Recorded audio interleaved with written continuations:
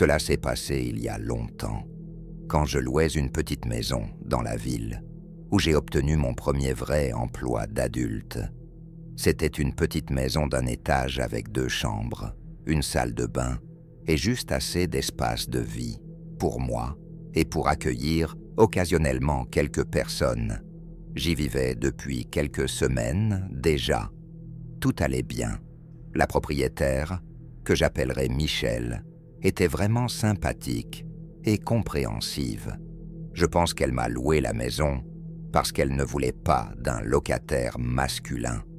Je vais sauter les détails inutiles et aller droit au but. Quelque chose de très étrange a commencé à se produire quelques semaines après mon emménagement. Un soir de semaine ordinaire, j'ai entendu frapper à la porte. Je me suis approché et j'ai demandé « Qui est-ce ?» mais personne n'a répondu. Je n'ai pas ouvert. Personne ne devrait frapper à ma porte tard dans la nuit. Le lendemain matin, alors que je m'apprêtais à partir au travail, j'ai ouvert ma porte d'entrée et j'ai vu un grand post-it collé sur la porte moustiquaire. Il disait « Bonjour, beauté ». J'ai tout de suite repensé au coup frappé à la porte la veille. C'était sans aucun doute la même personne, mais la grande question était « Qui cela pouvait-il bien être ?» J'ai froissé le papier avec dégoût et l'ai jeté à la poubelle, espérant et supposant que ce serait un incident isolé. C'est ce soir-là que j'ai reçu un nouveau coup à la porte, cette fois un peu plus tôt, alors que je préparais le dîner. Je me suis approché de la porte, sans rien dire cette fois, juste en écoutant. Il n'y avait pas de Judas ni de vitre pour voir de l'autre côté. Je n'avais aucun moyen de voir qui était là sans ouvrir la porte. Et ce n'était pas envisageable car la porte moustiquaire ne fermait pas à clé. Mais c'était la 2e nuit consécutive, et je réalisais maintenant que j'étais face à une situation de harcèlement. J'ai appelé mes parents pour leur demander conseil, et honnêtement, ils ne savaient pas vraiment quoi dire. Mon père, qui était un policier à la retraite, m'a dit que si j'appelais la police, il ne pourrait pas vraiment m'aider à moins de prendre le harceleur sur le fait. Il m'a conseillé de ne pas sortir tard le soir, pendant un moment, de ne pas répondre à la porte, et si cela persistait, qu'il viendrait en ville passer quelques jours avec moi. J'ai suivi son conseil. Le lendemain matin, la première chose que j'ai faite a été de vérifier la porte moustiquaire pour voir s'il y avait un autre mot. Et une partie de moi est morte à l'intérieur quand j'ai vu un nouveau message collé sur la vitre. Celui-ci disait « J'aime te regarder ». J'ai pris une photo avec mon téléphone et je l'ai envoyée non seulement à ma famille, mais aussi à Michel. J'ai demandé à Michel si elle avait eu des problèmes avec certains hommes ou des harceleurs. Elle a semblé choquée quand je lui ai envoyé la photo du mot et lui ai parlé des coups à la porte. Elle m'a assuré qu'elle n'avait pas de harceleur et qu'elle était dans une relation à long terme. Malgré tout, je n'étais pas entièrement convaincu. J'ai laissé un mot sur la porte après le travail ce jour-là, disant « Si vous cherchez Michel, elle ne vit pas ici. Elle ne fait que louer cette maison. Si vous continuez à venir ici, je le signalerai à la police. » Faire cela m'a donné un certain niveau de confort. Je pensais que cela mettrait fin à la situation. Cette nuit-là, chaque minute éveillée était empreinte d'anxiété, craignant d'entendre à nouveau des coups à la porte. À mon grand soulagement, il n'y en a pas eu. Je me suis endormi dans une paix relative, pensant que mon mot avait fonctionné.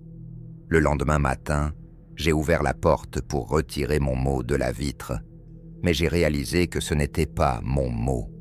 C'était un nouveau message qui disait « Je ne cherche pas Michel, je te cherche toi ». Et puis, il y avait mon nom, suivi de « J'aime te regarder », comme dans le message précédent. Je l'ai immédiatement envoyé à mon père. Je me sentais vraiment mal. Mon père a fait sa valise et a pris la route dès que possible. Il était chez moi quand je suis rentré du travail. Cette journée de travail avait été difficile car je ne pouvais penser à rien d'autre qu'à cette horrible situation.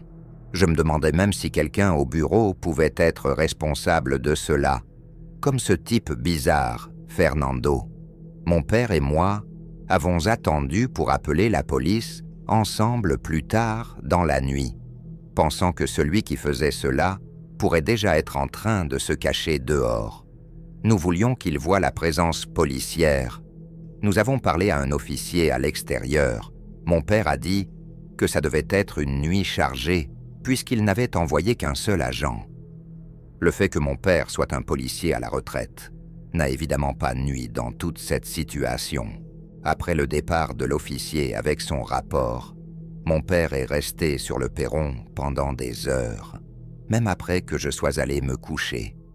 Évidemment, la personne n'est pas revenue cette nuit-là. J'ai déménagé dès que j'ai pu emballer toutes mes affaires. Michel a été totalement compréhensive. Heureusement, celui qui me harcelait dans cette maison ne m'a pas suivi dans mon nouveau logement, ce qui éliminait probablement la possibilité qu'il s'agisse d'un collègue. Donc, bien que je ne saurais probablement jamais qui c'était, j'ai pu retrouver une vie normale.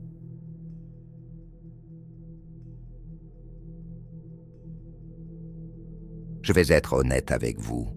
J'ai probablement passé plus de temps à courir après les femmes que je ne voudrais l'admettre. J'ai dû beaucoup me calmer depuis l'université, en partie à cause de ce que je vais vous raconter. J'ai fait mes études en Californie, et bien que je n'y sois pas retourné depuis longtemps, à l'époque, la culture était très ouverte. Et quand je dis ouverte, je veux dire sexuelle. Honnêtement, ça aurait pu être vrai pour d'autres universités dans d'autres États à l'époque, mais je n'en sais rien. C'était ma 2e année et je venais de finir mon initiation à la fraternité Pike. Vers le milieu du semestre, j'en avais marre de ne parler qu'aux filles et des sororités qui semblaient en connaître la moitié des gars de chaque fraternité. C'était franchement un peu dégoûtant et j'ai commencé à développer la crainte que chaque fille qui m'intéressait ait été avec plusieurs personnes que je connaissais personnellement. J'ai tenté ma chance et créé un profil Tinder. Il n'a pas fallu longtemps avant que je ne corresponde avec quelqu'un dont les intérêts semblaient correspondre aux miens. Nous avons commencé à discuter et les choses se passaient bien. Après quelques jours, nous avons prévu de nous rencontrer dans un bar universitaire local appelé Tap House, un samedi soir. C'était en fait mon bar préféré dans le coin, parce qu'il avait des tables de billard, et je jouais depuis mes 10 ans. Je me souviens être arrivé un peu en avance pour m'assurer une table et m'échauffer un peu. 1 heure passa cependant, et je dus me rendre à l'évidence que j'avais probablement été posé un lapin.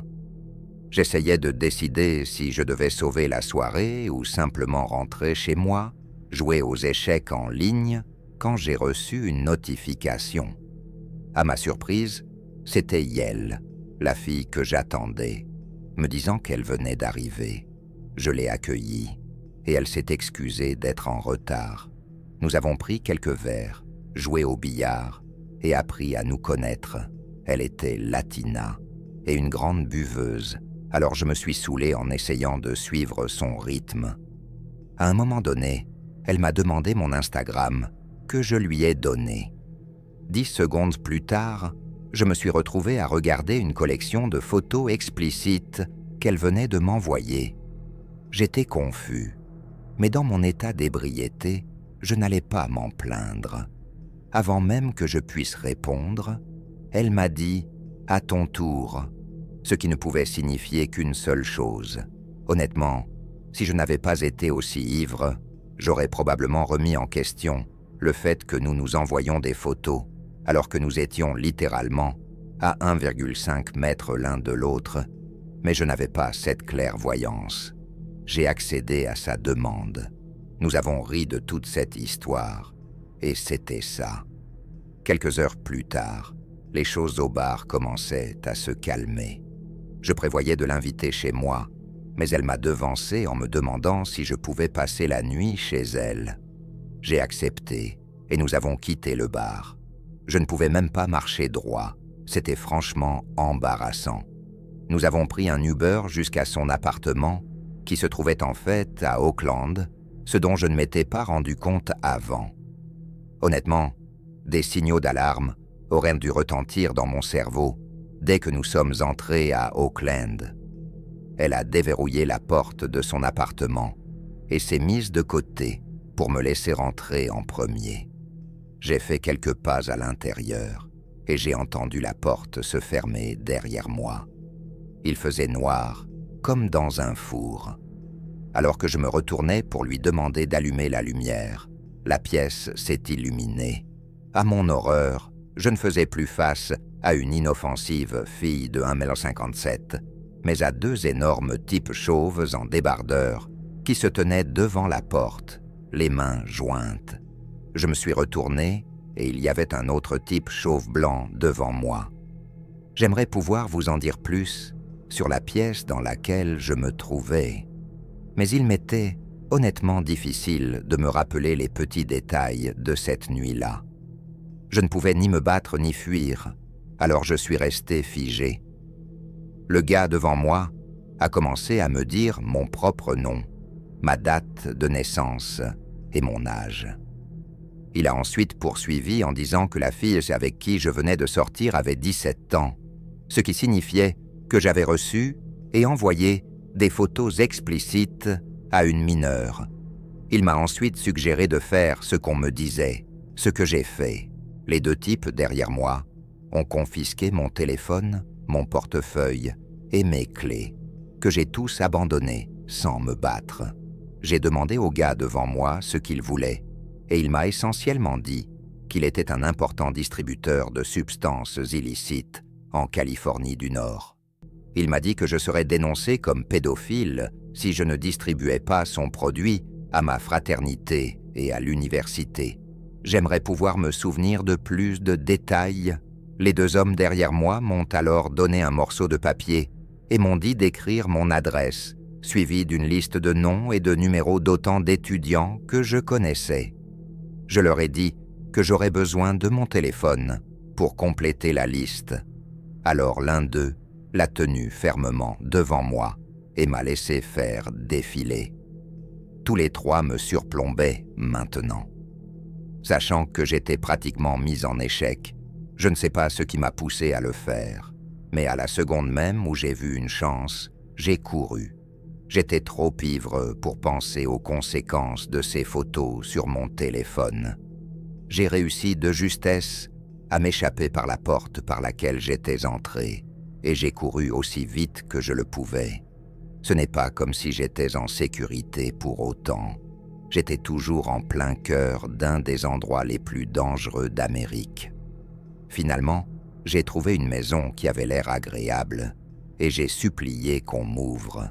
J'ai imploré qu'on me laisse utiliser leur téléphone pour appeler le 911, puis j'ai tout raconté à la police. Mais bien sûr, je ne me souvenais pas de l'adresse de l'appartement de cette fille. Un officier est venu me chercher et a pris ma déposition avant de me demander si je serais capable de les conduire à cet appartement. J'ai réussi à retracer le chemin que j'avais parcouru en courant et j'ai attendu dans l'une des voitures de police pendant que la police faisait irruption dans l'appartement. Après quelques minutes, un officier m'a dit que l'endroit était complètement désert et qu'il n'y avait aucun signe que des gens y avaient été récemment. Dans les semaines qui ont suivi, la police a pris mon rapport au sérieux et a lancé une enquête à grande échelle. Ils ont conclu que c'était probablement lié à un gang, mais n'ont jamais pu arrêter personne. C'était il y a des années.